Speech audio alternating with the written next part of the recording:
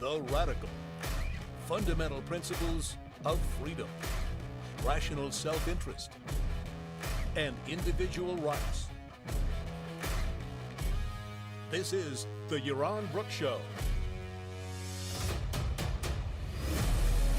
All right, everybody, welcome to Yaron Brook Show on this Thursday morning. Good morning, everybody. Getting out of bed, some of you. Well, it's 11 o'clock here in Puerto Rico. It is, 10 a.m. on the East Coast and 7 a.m. on the Pacific Coast. So, yes, some of you are getting out of bed. Some of you might still be in bed. Hopefully, we're picking up some European listeners. This is perfect timing for you guys. So, hopefully, we have a few of those on board today, but from the rest of the world. So, playing around with times. We'll see how this all works out in the future. All right, we've got a bunch of stories today to cover. Don't forget that you can you can use the super chat both to support the show, these particular shows, these news roundup shows, and to support the show and to ask questions. So you can both support the show and ask questions, or you just can support the show without asking a question. That's fine too. So jump in and hopefully do that. FD says, I'm European who just got out of bed. All right, some Europeans, have a siesta. That's well known in Europe. I hope you had a good siesta, FD. All right, he probably lives in Spain or Italy or Greece. Now I'm going to be accused of being anti-Southern Europe. All right, big story, breaking story that just happened. The WNBA star, Brittany Griner, I think I'm pronouncing it right, was released from Russian jail today. She was accused and sentenced, I think, for 7 years in jail for carrying, for having drugs, marijuana, something like that, on her way out of Russia. She claimed she had none of that she was being framed. And what we have is a swap, a swap 1-for-1 with Victor Bout, who is described as the merchant of death, a arms dealer who was captured by the United States and prosecuted and sent to jail for a long, long time for illegally selling weapons internationally. So she's been exchanged for him. I'm not a fan of these kind of exchanges. I think this is a really bad idea with one caveat. I mean, it's horrible what happened to her. It's horrific. The United States should have done everything in its power to get her out. As long as we have diplomatic relations with Russia, we should utilize that. But the idea of a prisoner exchange, I think, is horrific. The challenge here is that every time the United States arrests somebody that the Russians want, they will then frame somebody in Russia, some American in Russia, and sentence them to some horrible sentence in jail with the now expectation that the United States will trade for them because the United States cares so much about its citizens. So given this prisoner exchange has happened, and I'm happy for Brittany, I'm happy for her family and for the WNBA, and I'm happy for her being back and all of that. But the United States should make a simple, straightforward declaration, and that is that the United States citizens who travel to Russia are on their own, that the United States is not responsible for their safety in Russia, that they cannot vouch for that safety. I think at the same time, the U.S. should bring back its ambassador and cut off whatever diplomatic ties we have with Russia.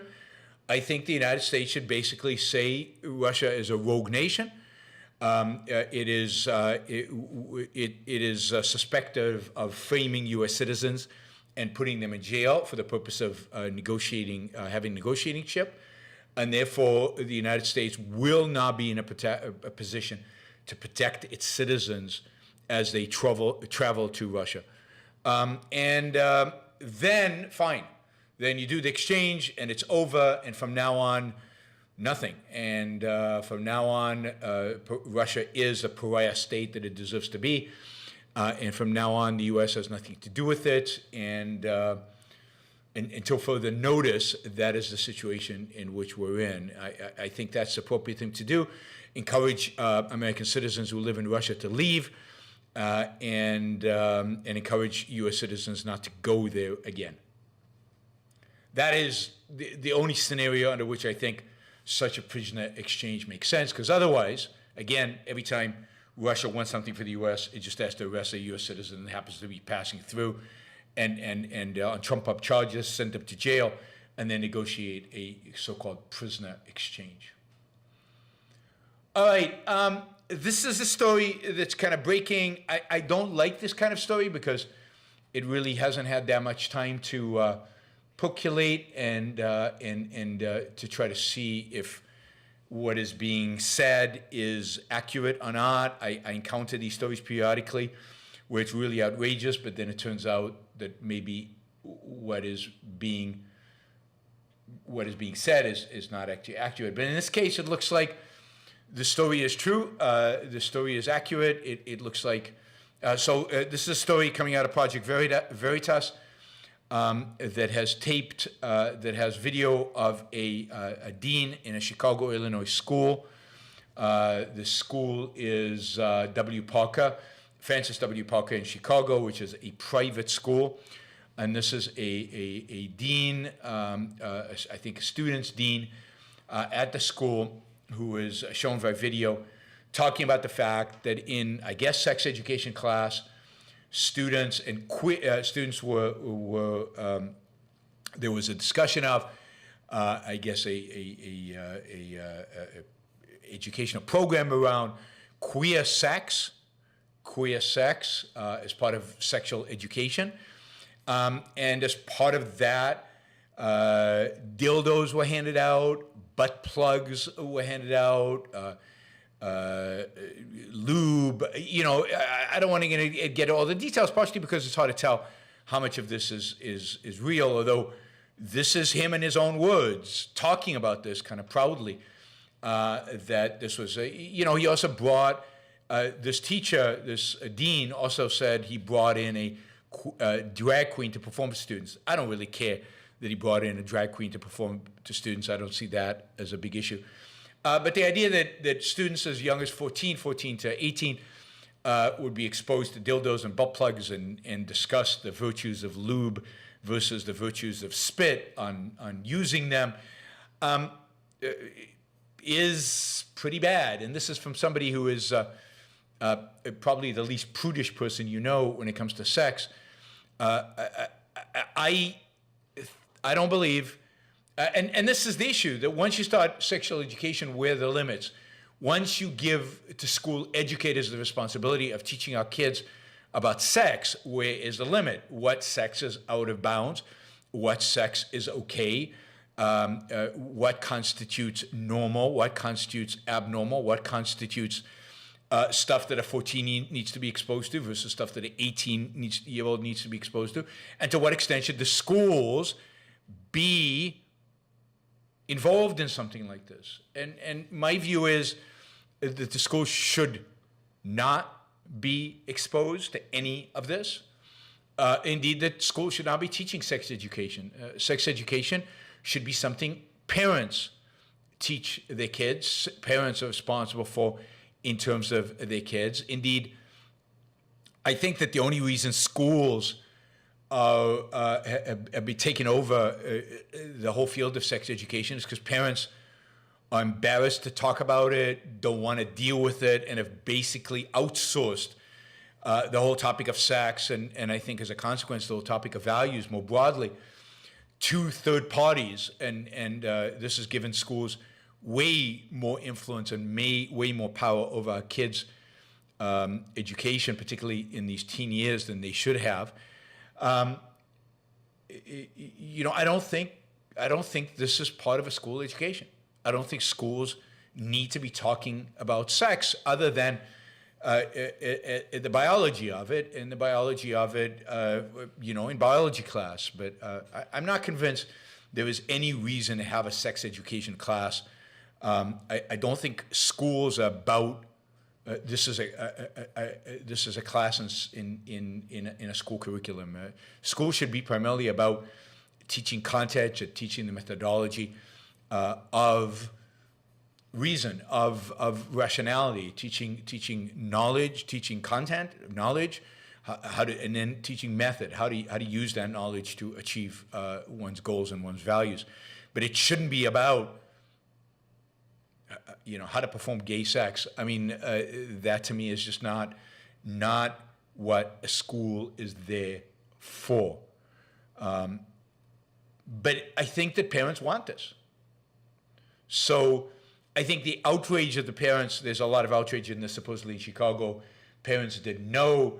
The Board of Trustees didn't know. Indeed, when he was asked about whether the Board of Trustees knew about what he was doing, he said, I wouldn't even like run it by them. Like, why would I run it by them? Like, he thought this was completely normal and completely acceptable. Parents didn't know about it. The trustees didn't know about it. And I think there's the school has basically said this is all a right-wing conspiracy, but it hasn't denied any of it. And that's why I don't like these kind of issues that much, because until they're hot news right now, but what's going to turn out to be the truth about this, we will see as it pans out. But I think to the extent this is true, and again, the school doesn't seem to be denying it, I think parents are going to be outraged. But I blame the parents at the end of the day, because parents are disengaged with their kids' education. Parents have granted the schools permission and to teach sex education when I don't think they should, as a way to avoid it themselves, because the parents don't want to deal with it. And this is the consequence. You hand people this, and you're going to get what you're going to get is the teacher's values being projected into the sex education, rather than the parents' values being projected into the sex education. And that, I think, is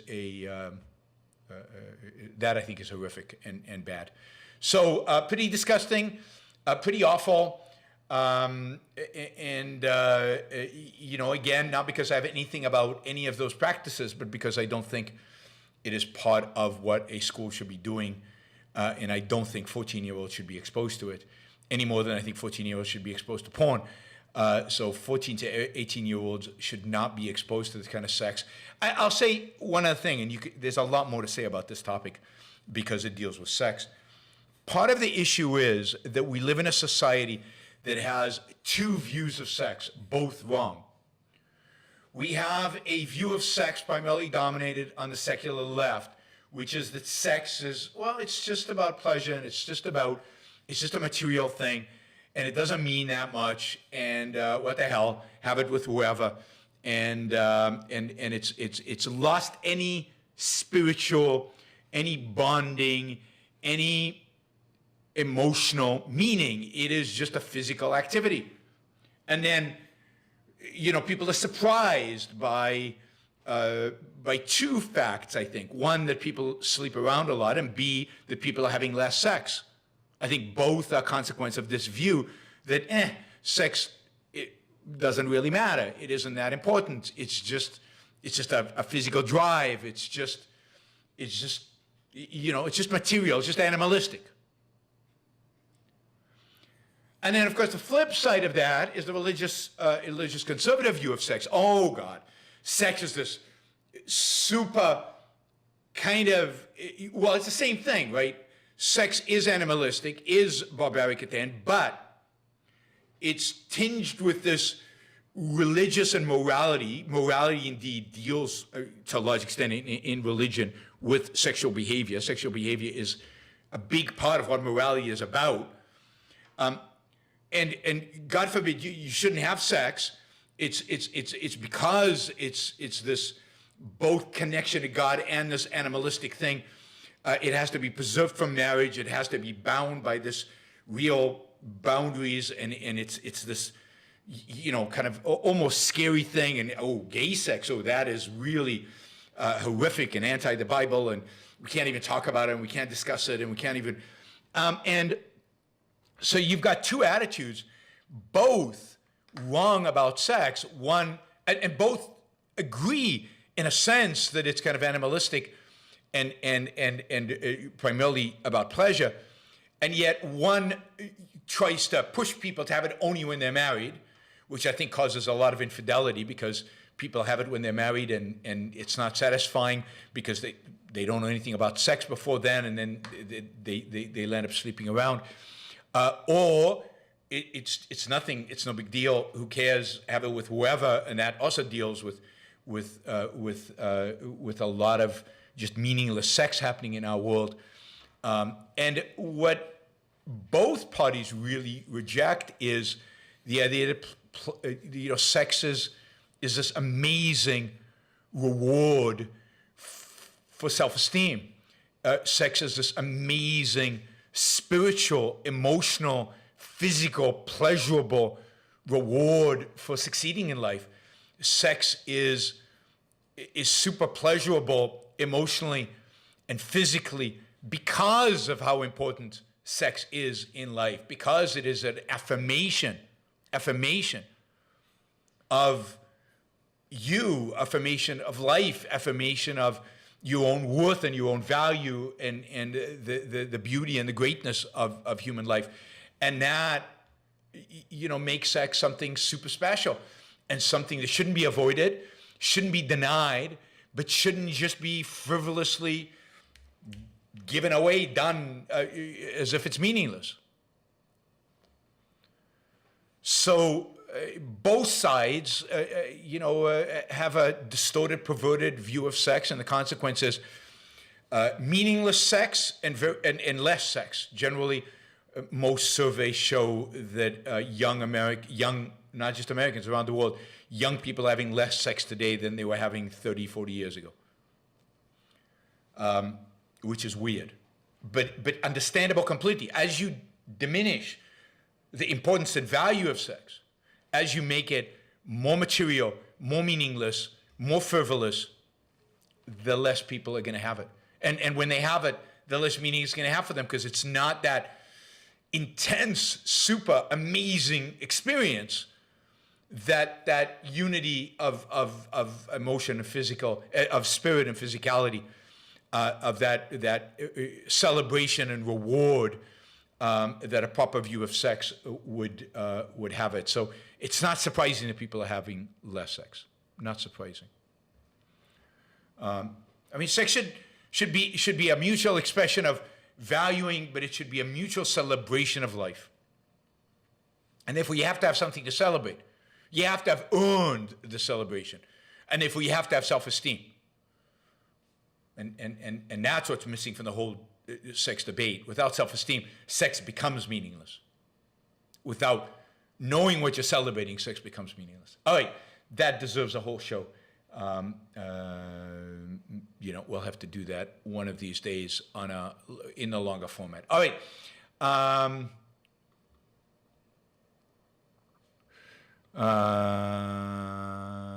right, let's see.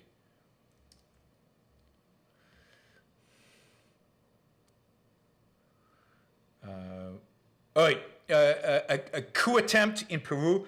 This is kind of an interesting story. Let me just pull up. I got an email from Peruvian, which I think summarized this really nicely. So this is great. So Peru last year elected a communist, basically a Marxist communist, as president, a leftist, a really corrupt mafioso type. Just a horrible human being as president, who was to a large extent, again, both Marxist and communist, but also super corrupt and just a mafia style personality. Anyway, he has been. There have been several attempts to impeach him. They have gone after him for his corruption. On several attempts, the corruption has become public. Everybody knows it. It's in the public domain. Part of the reason he won is he was running against the daughter of a very unpopular Peruvian politician. Fujimori was his name. It was Japanese Peruvian, and I think he won to a large extent because she was so unpopular. Part of the problem with the oppositional party that is nominally on the right nominating somebody who's horrible, right? we're familiar with that here in the United States. Anyway, over the last few days, there have been attempts to impeach this president. And yesterday at 3 p.m., the Peruvian Congress, and this is from Craig Spencer, so thank you, Craig, for sending this, but it's all over the news as well. At 3 p.m., the Peruvian Congress was scheduled to vote on the third attempt to impeach Castillo, who was the president. At that point, they didn't have enough votes to impeach him, partially because you need a supermajority in order for the impeachment to pass, and you need a 2/3 majority of a 130-member parliament, and all they had so far was 80 something. So you needed 87 out of 130, and they couldn't get to 87, partially because Castillo's own hardcore communist supporters were part of the parliament, and because there were a number of fellow travelers, and there were, of course, people who he'd just bought. Corruption in Peru is nothing new. So it looked like this attempt to impeach him would fail again. Castillo, though, miscalculated, and at noon yesterday, he tried to conduct a coup. He dissolved Congress, declared martial law, and announced that he was going to rule by decree for 9 months and then impose a new constitution. An hour and a half later, so this is around 1:30 p.m., the High Command of the Armed Forces of Peru and the Commander of the National Police, in an unusual joint statement, declared, quote, and I'm reading for this email, but I've verified this across many news sources, quote, any act contrary to the established constitutional order constitutes an infringement of the Constitution and generates non-compliance by the armed forces and National Police of Peru. Citizens should remain calm and trust the legally established state institutions. An hour later, Congress met and indeed impeached Castillo with 101 votes. Even many of the people who were Castillo supporters at this point viewed his coup attempt as something they could not stomach and voted against him. Castillo tried to flee to the Mexican embassy for asylum, but he was arrested by his own security guard on the way. He's now in jail. His vice president, who unfortunately is also a Marxist communist, but I think less of a thug, less of a mafioso, was sworn in as the new president. The funny thing is, if Castillo had not tried a coup, he probably would still be in power. Unfortunately, many of the horrible people that Castillo has put into government positions, including his vice president, are going to stick around for a while until the next election, which is 2026, unless something else, of course, happens. Peruvian governments are notoriously unstable. This is going to cause a lot of anguish and a lot of problems for the I think the Peruvian people for many years, and it's sad. But I take solace in this, in the fact that even in Peru, and this might reflect something on the United States and something on those of us who might be more pessimistic about the U.S., even in Peru, dissolving the Constitution and just announcing yourself as dictator, basically, is unacceptable. And I think at the end of the day, if somebody tried to do that anytime soon in the United States, it wouldn't be acceptable. I don't think it would pass muster. I don't think the military would go along with it. I don't think, unless there was some extraordinary circumstances, I don't think the military would go along with it. I'm not sure the Secret Service would go along with it. I'm not sure Congress will ultimately go along with it, even if it was in order to stop the left. And I don't think the courts would go along with it. So in Peru, the constitutional order, as weak as I think generally it is, withstood an explicit coup attempt. I think, like Peru, and I think like the rest of the world, the real danger is not a coup attempt like this. I think the real danger is the slow decline of liberty and freedom, the slow eradication of it, and ultimately the establishment of a strong man, because everything else has failed, everything else is crumbling. No other alternative is even feasible to people. So I thought that was, particularly interesting. And then finally, maybe I've got two more stories, but let's Let's look at Chinese ZeroCovid. Chinese officials yesterday softened the COVID-19 safety measures significantly. They're dropping mass testing requirements. They're narrowing the lockdowns from entire neighborhoods or districts to individual buildings and floors. They're allowing people with asymptomatic or mild COVID cases to quarantine at home. They are, in other words, giving up on the COVID zero strategy. To try to understand why, partly it's the demonstrations. The demonstrations were unprecedented. I think there was real pressure put on Xi. I again think that violent suppression of demonstrations, you're seeing this a little bit in Iran, and I think you're seeing this in China, is problematic, I think, for regimes right now because of the internet, because of the availability of cell phones, because videos of any kind of violence is going to make it online so quickly, and there is fear of repercussions. So I think the demonstrations had a part of it, but also it's the fact that these lockdowns, the zero COVID policy, has had a grave impact, a dramatic impact on the Chinese economy. And look, the Chinese Communist Party's legitimacy, I mean legitimacy in quotes here, in party depends, from the perspective of the Chinese people, on economic growth and economic prosperity. I think that's been the deal that many people I talk to in China have had with the basically Communist Party. They say basically, look, as long as the economy grows and as long as I get richer, and as long as growth is substantial, and as long as my cousins who are poor right now, they have a path to becoming rich or becoming middle class or becoming less poor, I don't care if I don't get a vote. But if the economy falters significantly, that deal is broken, and I think that that'll embolden the Chinese people to become more and more aggressive and more inclined to fight against the regime and to try to overthrow the regime. And I think Xi and the Chinese Communist Party know this. So just to give you a few numbers, Chinese imports last year, and I know post Donald Trump, everybody thinks imports are bad, but imports are a reflection of how rich a society is, that you can afford the kind of stuff that you can buy from overseas. The fact that America can import lots of stuff is a reflection of our strength. Chinese imports fell 11% year over year in November. That's a lot. 11%. You could argue that that reflection of 11% decline in the standard of living, quality of life in China. Exports fell by 8.7%. Now, there's a relationship there, because the less you export, the fewer dollars you have in order to import. In order to import, you need foreign currency. Now, this is the largest dip since the initial zero COVID lockdowns happened in February 2020. And, this is a big deal. China's economy is probably in a recession, even though they won't admit it, even though that's not going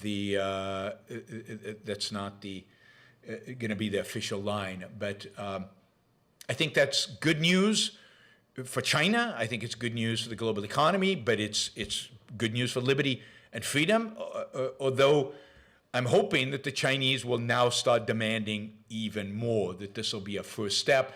And seeing the Chinese government compromise, maybe this will lead to even more.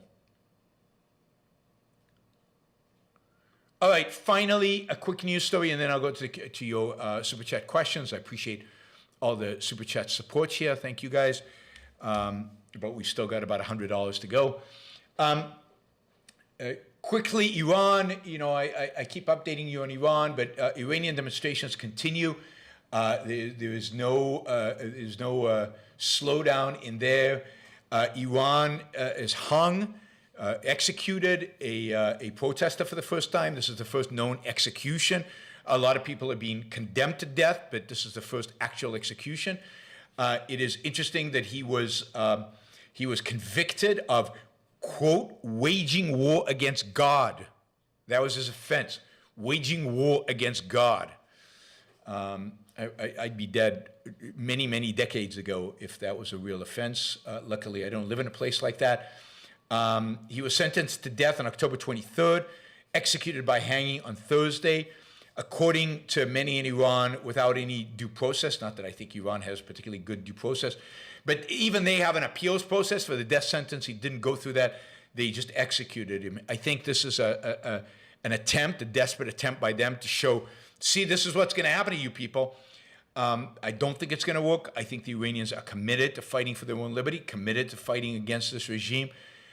We will see. We're seeing for the first time significant Iranian figures coming out and saying, hey, maybe we should moderate things a little bit. Maybe we shouldn't be so extreme. Khatami, the former president, Khatami, on Tuesday urged the current government to be more lenient with protesters. A Sunni cleric, Molavi Abdul Hamid Ismail Zahi, on Tuesday called for the country's judiciary to investigate and prosecute individuals abusing women in prison. So there is a little bit, we're starting to see a little bit of the regime, the people at the top, the people in power kind of waver a little bit. But on the other hand, they're executing people. So I think the struggle within the Iranian regime about what to do and what to do next, the continuation of the protests, a real challenge within Iran, which has not yet been resolved, and I'm not sure when, if it's going to be resolved, but it is... yeah, I mean, it's sad, and also, you know, emboldening to see and encouraging to see the kind of courage that Iranians are showing in the face of the horrible violence of the regime, of all authoritarians. All right, let's see.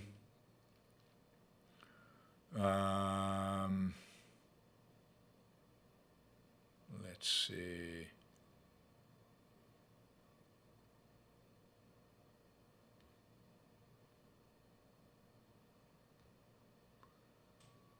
Wes says, down with government schools, free market and education. It's disturbing how many schools try to circumvent parents, but many parents seem willingly ignorant and don't want to know. Yeah, absolutely. Most parents, not just many. I think most parents don't want to know. They drop the kids off at school. That's a school responsibility. They pick them up after afternoon. They ask the kid, how was school? The kid says, okay, and that's the last thing, the last question they'll get. Parents just don't want to know. And I think that's true of a vast majority of the parents. Okay. Let's see. Friend Harper says, showing support for the new shows, very dense with content and valued greatly for that. Thank you, friend Harper. Really appreciate that. Alexi, also $50. So we're now $55 short of our goal. So hopefully somebody will step in here soon. Wanted to give a shout out to Jeffrey Miller, Rosella, and its staff. Yeah, I'll second that shout out. Had an amazing dinner with my fiance on Saturday. Some of the best sushi I've ever tried. Yuan, thank you for the recommendation. Yes, I mean, Rosella is amazing. It's just fantastic food. Jeffrey is becoming a friend, and it's you know, I get treated there like a VIP. I have to say I enjoy that. But every time I go there, I've been there twice. Second time was better than the first time was amazing. Second time was even better. And I expect that trend to continue.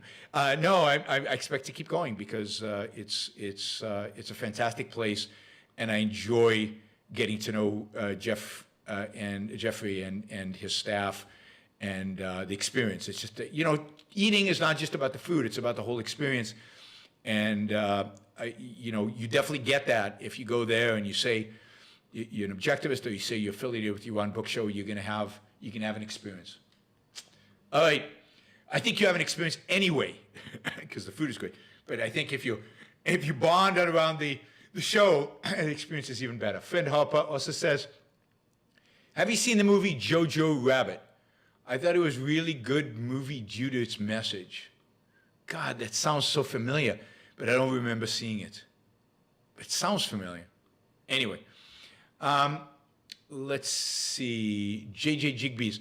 My mom once found some my mom once found some troubling sex ed homework from my sister's middle school. Middle school, God. She cried because she was so confused.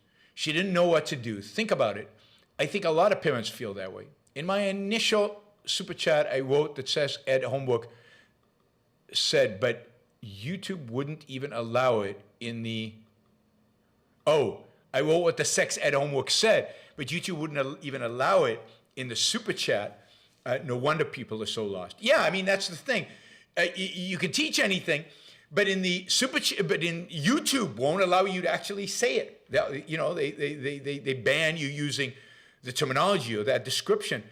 I think parents are confused, but I think that's the culture in which we live. We live in a fundamentally Christian culture where Christianity has framed our perspective on sex, and therefore we don't know how to talk about it.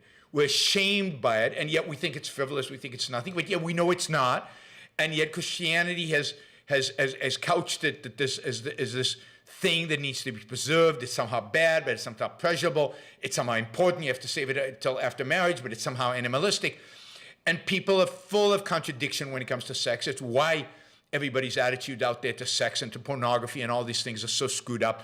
Why pornography is so popular and it's consumed so much. Because we're fundamentally, as a culture, because of Christianity, so completely and utterly confused about it. I think generally Europeans have a better attitude towards sex, but it's not that good as much as, even though it's better.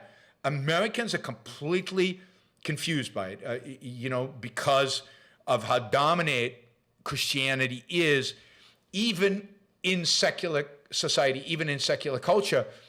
It dominates, and it's been secularized, that attitude towards the sex. It's a movie, so Jojo Rabbit. Oh, I saw that movie. It's a movie about the Nazis, has Scarlett Johansson in it, which I love Scarlett Johansson. God, somebody recommended it to me, I remember, and there's something about it that I didn't really like. There's some good elements, but there's something about it I didn't really like, but I can't remember what it was. It's a kind of movie that would be good to review, because it's the kind of movie that is very tempting to like, and yet I see things I don't like about him. But anyway, I think that's right. So I don't know, if I see it again, I'll say something about it, Finn Harper, but was that Finn Harper? Yes. But I can't remember, which is always dangerous to comment on stuff you can't remember. I'm getting to the point where I used to be able to remember movies amazingly, and I'm getting to the point where not. All right, we are $55 short of making our goal for today. There we go, we're not anymore. Jackson Ford just came in with a $50 question. Thank you, Jackson. Really, really appreciate it. And so we made our $250, as we almost always do. Jackson says, hi, Yaron. Started listening November 2021. Wow. Don't often have time to join live, but just because became a monthly contributor. Thank you, Jackson. Really appreciate that. Value for value. Thank you for the value you have brought in my life this last year. Read The Fountainhead and working my way through Atlas Shrugged. Wow. Yeah. You're exactly the kind of story I love to hear. I'm curious how you found me. Just generally, that would be great if you put it in the chat. I'd really appreciate that. It tells me something about what I do is particularly effective. But thank you, Jackson. Colt says, I agree with you. The slow decline is as much a real threat. I've done a lot of research on Roman Republic. It was slow decline for a century.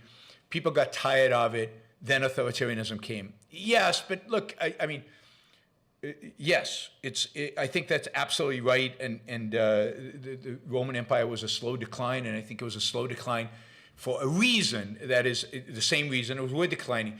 That is an undermining of the fundamental philosophical principles that made Rome great to begin with. And those were Greek principles primarily, Greek philosophy. And they were being undermined partially by Greek philosophers, by a variety of Greek philosophers that were pessimistic about the world, they were pessimistic about human reason, pessimistic about human success and ability. but also because of the rise of Christianity. And Christianity undermined the Roman Empire, slowly chipping away at it, eating at its self-esteem, eating at its self-confidence. And at the one hand, just like today, it destroying certain elements within Roman society and destroying other elements by who became Christian, and destroying other elements, not through that, but destroying other elements by people rebelling against Christianity, and that you could see in the hedonism. So Romans became either Christian or hedonists. And that was the end, right? That's the end. And to some extent, you're seeing that today. And to some extent, you're seeing that with the sex education. All of this is kind of a hedonism / nihilism. I mean, I think this kind of sex education is nihilistic. It's about destroying sex for these kids. It's making it animalistic. And that, I think, happened to a large extent in Rome as well. It became meaningless. It became hedonistic and thus ultimately nihilistic. And it's that combination of Christianity driving people on the one hand to become Christians, and those who rebelled against Christianity become nihilistic and hedonistic. That is what destroyed it. And there was no kind of positive alternative that rose out of Rome, just like, unfortunately, there's very little positive alternative rising out of America. I mean, I think it's objectivism. I think it's Ayn Rand, but we're still so small and so small of a voice. But there it is, right? It's Jackson, who saw my conversation with Mark Moss last year. Yes, I remember doing that interview. I actually drove out to his place, which is in Rincon, which is about a 2.5-hour drive from here, to do that interview. So I'm glad something good came of it. I mean, that's amazing, right? I do these interviews. I don't know. I'm doing one at noon today. I don't know what's going to come of it. And then something good comes of it. And then Charles says, I've been listening since I saw you in Ben Shapiro. Yes, I mean, that was another example of you do the interview, you think you do a good job, but it's hard to tell what impact you have on people, and then Charles shows up and Jackson shows up. And so that's how we change the world, one mind at a time. I wish I had the formula of changing the world 1,000 people at a time. I wish I knew how to break through with a new algorithm on YouTube, because clearly something has changed. I mean, subscriptions have flattened completely. They're not growing at all, which is weird, the first time ever on the Yaron Brook Show. In spite of me doing more shows, I think viewership is not going up much. I mean, you guys are amazing because the people I have are incredibly passionate, so revenue is doing great. But by all the metrics, the show is flattening out. And I suspect something changed in November in the algorithm. It's brand new. I don't think I said anything new that would piss people off. I don't think anything else. So something changed. So I'm hoping that you guys. I'm hoping we figure out how to get around this. One of the things I encourage you to do is, again, like the show, comment if you can, share. Do all that, and let's see if we can make a difference. But it is sometime around the end of November, early November, something in the algorithm changed. And but we are getting to people. You can see that. You can see that with Jackson. You can see that with Charles. We are getting to people. We see that with a lot of people here. We are getting to people. We still have a lot of work to do, and we still have people who come on here who don't get it, who are not getting it, but that's the price you pay for being public. Thank you, everybody. Thank you for the super chat for getting us to where we need to be. Thank you, Jackson. But we had a bunch of $50 questions today. Thank you, Alexi. Thank you, Fed Harper. I'll see you all tonight. There will be a show tonight, 7 p.m. East Coast time. So tonight, 7 p.m. East Coast time will be a Yaron Brook show. It'll be kind of a history show. We'll do a kind of modern history of the United States show. I want to do a show on the key events over the last 40 years. I think the defining events, in a sense, the rise and decline of modern America. So the very short rise and the very long decline. I think it could be fun and interesting. I've gained some new insight about things that I didn't know over the last few weeks that I find interesting historically. So join me tonight, 7 p.m. Eastern Time, right here on the Yaron Brook Show. I'll see you all then.